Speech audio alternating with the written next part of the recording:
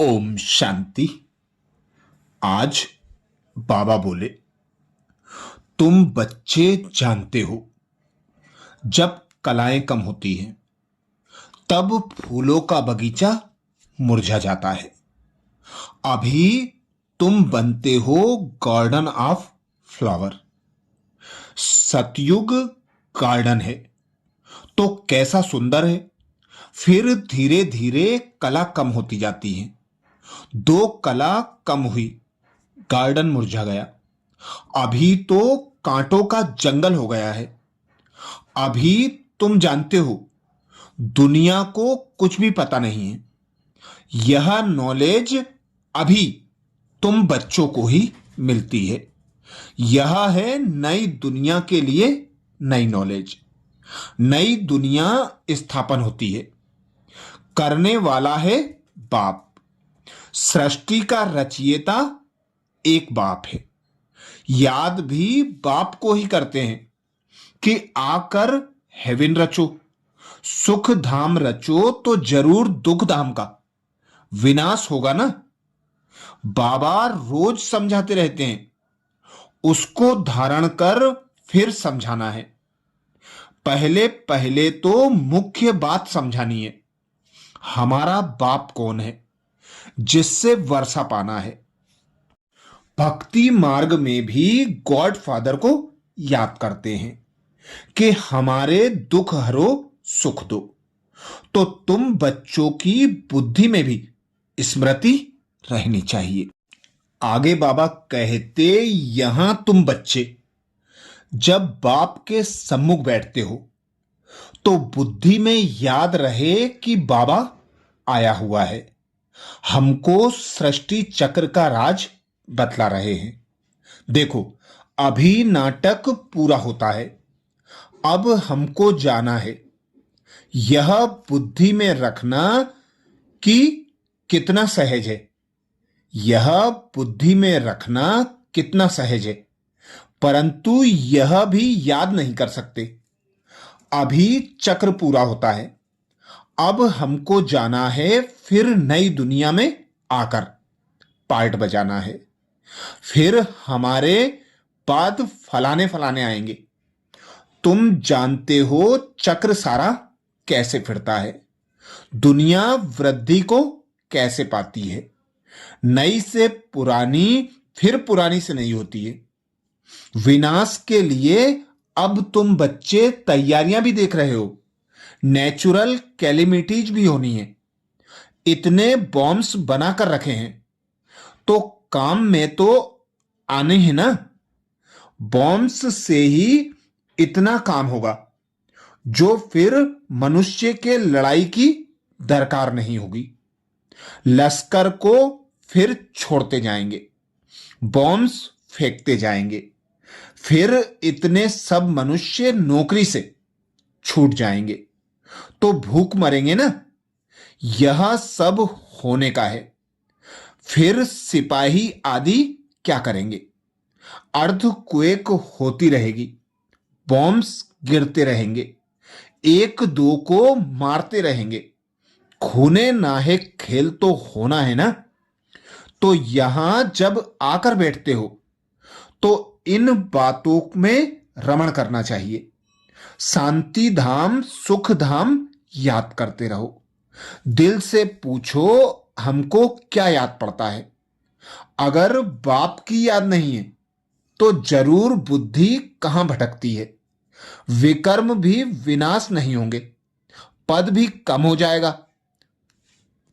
अच्छा, बाप की याद नहीं ठहरती तो चक्र का सिमरन करो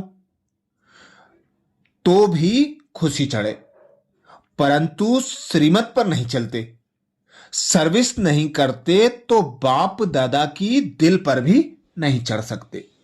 सर्विस नहीं करते तो बहुतों को तंग करते रहते हैं।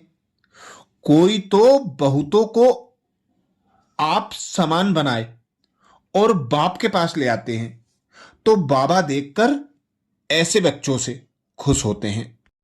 आगे बाबा समझाते, स्टूडेंट की बुद्धि में पढ़ाई रहती है। स्टूडेंट लाइफ में धंधे धोरी की बात नहीं। यहां तो फिर कर्म करते गृहस्थ व्यवहार में रहते। बाप कहते हैं स्टडी करो, ऐसे नहीं कहते कि सन्यासियों के मुआफिक घर बार छोड़ो। यह है ही राजयोग, यह प्रवृत्ति मार्ग है। सन्यासियों को भी तुम कह सकते हो कि तुम्हारा है हठ योग, तुम घर बार छोड़ते हो। यहां वह बात नहीं है। यह दुनिया ही कैसी गंदी है, क्या लगा पड़ा है। गरीब आदि कैसे रहे पड़े हैं, देखने से ही नफरत आती है। बाहर से जो विजिटर आदि आते हैं, उन्हों को तो अच्छे अच्छे स्थान दिखाते हैं। गरीब आदि कैसे गंदे में रहे पड़े हैं, वह थोड़ी ही दिखाते हैं। यह तो है ही नर्क, परंतु उसमें भी फर्क तो होता है ना। साहूकार लोग कहां रहते हैं, गरीब कहां रहते हैं। यह सब कर्मों का हिसाब है। अब तुम बच्चे जानते हो, स्कूल है एक, बाकी सब है ब्रांचेस। पढ़ाने वाला भी एक बाप है। बाप आकर सभी को सुख देते हैं। तुम जानते हो आधा कल्प हम सुखी रहेंगे, तो यह भी खुशी रहनी चाहिए। शिव बाबा हमको पढ़ाते हैं। शिव बाबा रचना रचते ही स्वर्ग के लिए हैं। हम स्वर्ग का मालिक बनने के लिए पढ़ते हैं, तो कितनी खुशी अंदर में रहनी चाहिए। इसीलिए बाबा कहते हैं, इस ड्रामा में जो सबका पार्ट है वह अब पूरा होता है।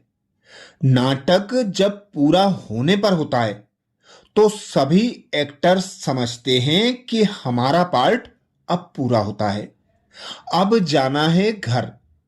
तुम बच्चों को भी बाप ने अभी समझ दी है। यह समझ और कोई में नहीं है। अभी तुम्हें बाप ने समझदार बनाया है। बच्चे, अब नाटक पूरा होता है। अब फिर नए सिरे से चक्र शुरू होना है। नई दुनिया में सतयुग था, अभी पुरानी दुनिया में यह कलयुग का अंत है। यह बातें तुम ही जानते हो जिनको बाप मिला है।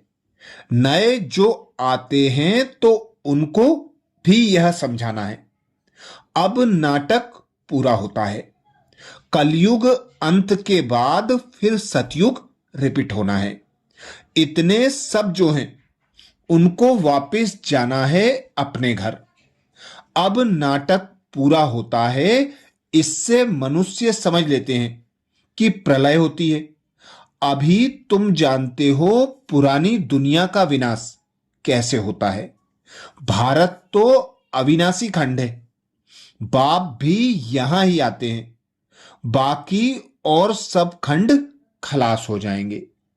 यह ख्यालात और कोई की बुद्धि में आ नहीं सकते। बाप तुम बच्चों को ही समझाते हैं। अब नाटक पूरा होता है, फिर रिपीट करना है। आगे नाटक का नाम भी तुम्हारी बुद्धि में नहीं है। कहने मात्र कहते हैं। यह सृष्टि नाटक है जिसमें हम एक्टर्स हैं। यह सब बातें ज्ञान सागर बाप अभी ही आकर समझाते हैं। अब नाटक पूरा होता है। हम जाते हैं अपने घर। बाप की याद के साथ यह चक्र अब बुद्धि में रहना चाहिए। पार्ट बजाते बजाते थक गए, पैसा भी खर्च किया। भक्ति करते करते हम सतो प्रधान से तमो प्रधान बन गए। दुनिया ही पुरानी हो गई है। अब नाटक पूरा होता है। अब जाना है अपने घर शांति धाम। फिर पार्ट बजाने आना है सतयुग नई दुनिया में।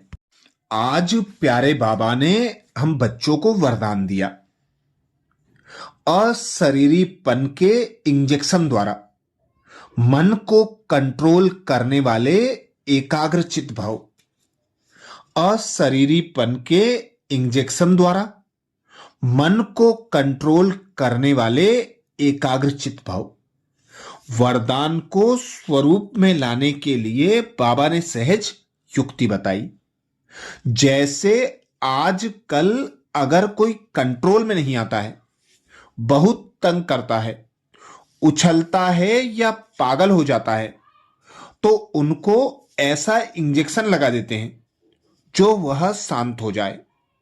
ऐसे अगर संकल्प शक्ति आपके कंट्रोल में नहीं आती तो अशरीरीपन का इंजेक्शन लगा दो, फिर संकल्प शक्ति व्यर्थ नहीं उछलेगी, सहज एकाग्रचित हो जाएंगे।